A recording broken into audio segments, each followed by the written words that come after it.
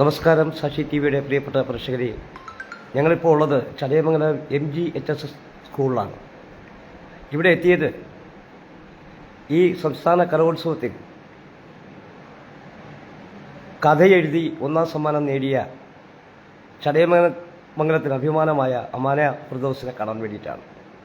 അമാന ഫിർദൗസും ഒപ്പം കൂട്ടുകാരും തത്സമയം നമ്മളോടൊപ്പം ചേരുന്നു. ഒപ്പം അമാനയുടെ ടീച്ചർ.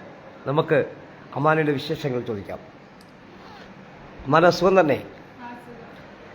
ഈ സംസ്ഥാന സ്കൂൾ കലോത്സവത്തിൽ കഥാരചനയ്ക്ക് ഒന്നാം സമ്മാനം കിട്ടിയല്ലോ. ഈ കഥ ഏതായിരുന്നു? വിഷയം എന്നത് വേഗത്തിൽ നീങ്ങുന്ന ഘടികാര സൂചി എന്നാണ്. ഞാനൊരു പഴയ ഓർമ്മ എന്നുള്ള പേരിൽ എൻ്റെതായ രീതിയിൽ മാറ്റി എഴുതി ഒരു കഥയായിരുന്നു എഴുതിയത്. അതായത് ട്രാൻസ്ജെൻഡർ കമ്മ്യൂണിറ്റി നേരിടുന്ന അവരുടെ വിഷമങ്ങളും അതുമായിട്ട് റിലേറ്റ് ചെയ്തിട്ടുള്ള ഒരു കഥയാണ് ഞാൻ വിഷയത്തിൽ അടിസ്ഥാനമാക്കി എഴുതിയത്. അപ്പോൾ അവരുടെ സപ്പോർട്ടും അതുപോലെ തന്നെ ടീച്ചേഴ്സിന്റെ സപ്പോർട്ട്, ഫ്രണ്ട്സിന്റെ സപ്പോർട്ട്, ഇതിൽ നിന്നൊക്കെയാണ് മനസ്സിലാക്കിയത്. പിന്നെ ആദ്യം ഇതിന് സമ്മാനം കിട്ടി തുടങ്ങിയപ്പോൾ മനസ്സിലായി എനിക്കിങ്ങനെ കഥ എഴുതാനൊരു കഴിവുണ്ടായിരിക്കും എന്ന് മനസ്സിലാക്കിയാണ് പിന്നീട് ഇങ്ങനെയുള്ള മത്സരങ്ങളിൽ നിന്നും അധ്യാപകരിൽ നിന്നും ഏതെല്ലാം തരത്തിലുള്ള പ്രോത്സാഹനങ്ങൾ?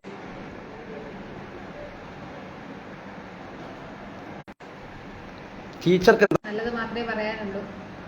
അമാന കഥാരചനയിൽ മാത്രമല്ല, ഈ +1 അഡ്മിഷൻ എടുത്തതിന് ശേഷം വിവിധ ക്വിസ് മത്സരങ്ങളിൽ ഒന്നാം സമ്മാനം വാങ്ങി വന്നിട്ടുണ്ട്. പങ്കെടുക്കുന്ന എല്ലാ കാര്യങ്ങളിലും 100% ആത്മാർത്ഥതയോടുകൂടിയാണ് അമാന പെർഫോം ചെയ്യുന്നത്. പഠിത്തത്തിലും മിടുക്കിയാണ്. കഥാരചനയിൽ സംസ്ഥാന തലത്തിൽ പങ്കെടുത്ത് അമാനയ്ക്ക് A ഗ്രേഡ് കരസ്ഥമാക്കിയത് വളരെയധികം സന്തോഷം. രാവിലെ ഒരുപാട് ബുക്കുകൾ വായിക്കാൻ താല്പര്യമുണ്ട്. സപ്പോർട്ട് ചെയ്യും, എപ്പോഴും ഞങ്ങൾ സപ്പോർട്ട് ചെയ്യും. ഓൾക്ക് എന്താണ് പറയാനുള്ളത്? തുടർന്നു പോകണമെന്നാണ് എൻ്റെ അഭിപ്രായം. ഇനിയും ഭാവിയിൽ ഉയർന്നു വരണം. ഒരുപാട് ബുക്കൊക്കെ എഴുതണം, അതൊക്കെ നമുക്ക് വായിക്കാൻ പറ്റണം. നമ്മളതിന് സപ്പോർട്ട് ചെയ്യും. വളരെ സന്തോഷമുണ്ട്. ഇനി ഇതുപോലെ മികച്ച കഥകൾ എഴുതാൻ കഴിയട്ടെ. ടീച്ചറെ, അമാന പഠിക്കാനൊക്കെ എങ്ങനെയാണ്? പഠിക്കാനൊക്കെ നല്ല മിടുക്കിയാണ്. നേരത്തെ സൂചിപ്പിച്ചല്ലോ, എല്ലാ കാര്യത്തിലും അമാന തൻ്റെതായിട്ടൊരു വ്യക്തിമുദ്ര പതിപ്പിക്കുന്ന ആളാണ്. അമാന ഈ സ്കൂളിലെ കുട്ടിയാണെന്നുള്ളത് ഞങ്ങൾ വളരെയധികം അഭിമാനിക്കുന്നു. തുടർന്നും നല്ല നല്ല കഥകൾ എഴുതി സ്കൂളിനും നാടിനും